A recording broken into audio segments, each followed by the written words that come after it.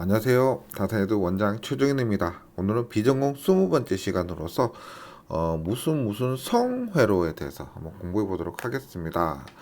어, 오늘 공부할 무슨 성회로는 크게 두 가지, 유도성 회로와 용량성 회로로 나누어집니다. 이들을 설명하기 위해서 우리가 수동 3소자가 있습니다. 수동적으로 동작하는 3소자, 이게 뭐냐? 저항 R, 그다음에 코일 L, 그다음에 콘덴서 정전 용량 C가 있습니다. 이 R과 이 R 이렇게 기호를 쓰고요. L, 그다음에 C를 갖고 회로를 구성할 때 이렇게 보실 수가 있죠. 만약에 저항만으로 이루어진 교류 회로다. 네, 그러면 여기에 전압과 전류의 위상이 있습니다. 위상이 동일합니다. 위상이 같다. 그것을 동위상이라고 그래요. 동위상. 만약에 회로에 L만 존재한다. L만 존재. 그럼 여기에 전압이 교류 전압이고요. 여기에 교류 전류가 있습니다. 이렇게 되었을 때는 V의 위상이 I보다 앞선다. 여기에서 교류이기 때문에 여기 모두 소문자로 보시면 되겠습니다. V, I. 예. 그 다음에 정전 용량 C만 있는 회로에서는 전압을 가하고 여기에 흐르는 전류가 있을 때 반대입니다. L의 회로와 반대보다 I의 위상이 V보다 앞선다. 이때 위상은 90도씩이에요. 90도씩. 그리고 저항만 있을 때는 전압과 전류의 위상이 동위상이다. 같다라고 보시면 돼요. 그러면 저항만 있을 때는 전압과 전류의 위상이 같기 때문에 고려할 필요가 없습니다. 예, 간단한데 L과 C가 있는 회로에서는 위상의 차이가 발생하죠. 발생하기 때문에 위상 관계를 고려를 해줘야 되고요.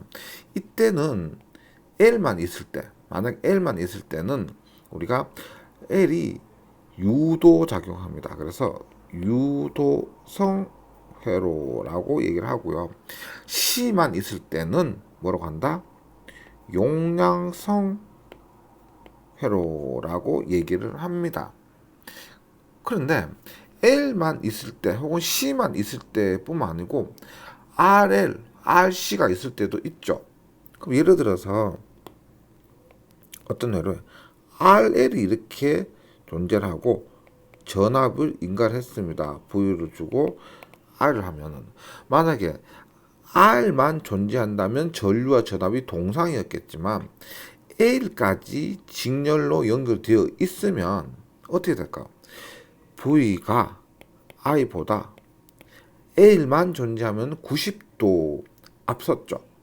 90도 앞섰습니다. 그러면 R 값이 있기 때문에 이 경우는 V가 I보다 세타만큼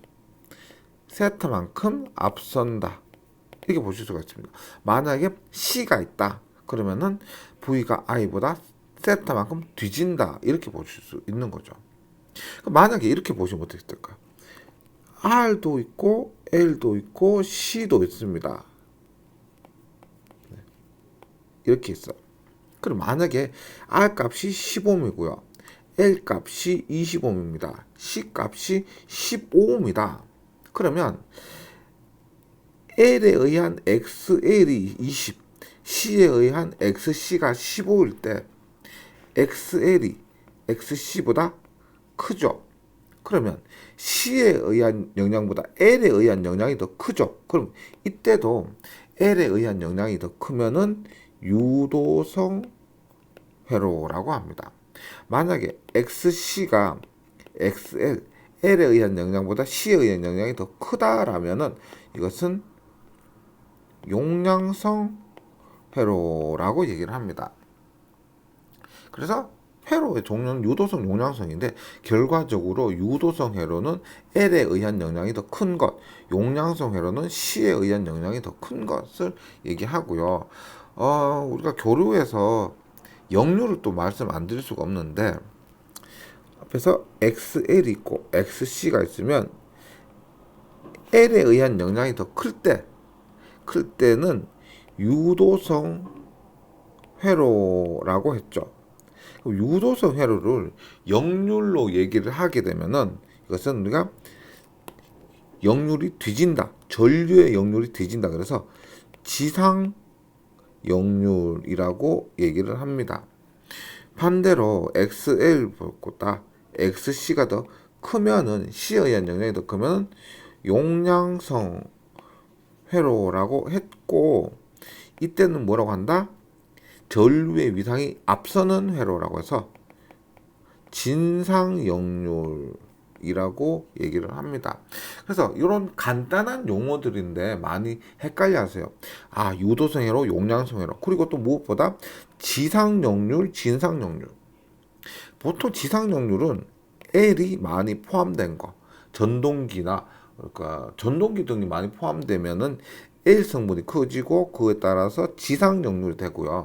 진상 역률은 부하의 정전 용량이 역류된 경우는 없고 우리가 선로의 대지 정전 용량, 상호 정전 용량, 성간 정전 용량 이런 부분에 의해서 발생하는 경우가 많습니다. 그래서 진상 역률은 C 성분의 영향이 클 때 발생합니다. 오늘은 간단하게 유도성 회로, 용량성 회로 설명드렸고요. 이 개념이 간단하지만 전기를 공부하시는 데 있어서는 또 매우 중요한 부분이기 때문에 확실히 헷갈리지 않도록 이해하고 넘어가시면 좋겠습니다. 저는 다음 시간에 다시 뵙도록 하겠습니다. 수고하셨습니다.